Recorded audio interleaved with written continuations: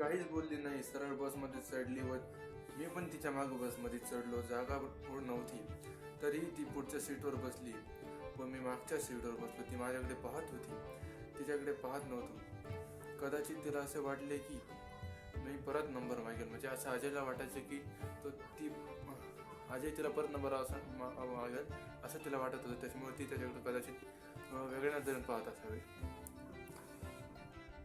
कारण तिने त्याला नंबर दिला नव्हता.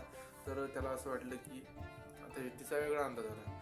तो प्रत्येक मिनिटाला माझ्याकडे वळून पाहायची, पण एकदा पण त्या अजयने तिच्याकडे पाहिलं नाही. कदाचित त्यालाही वाईट वाटत असावे.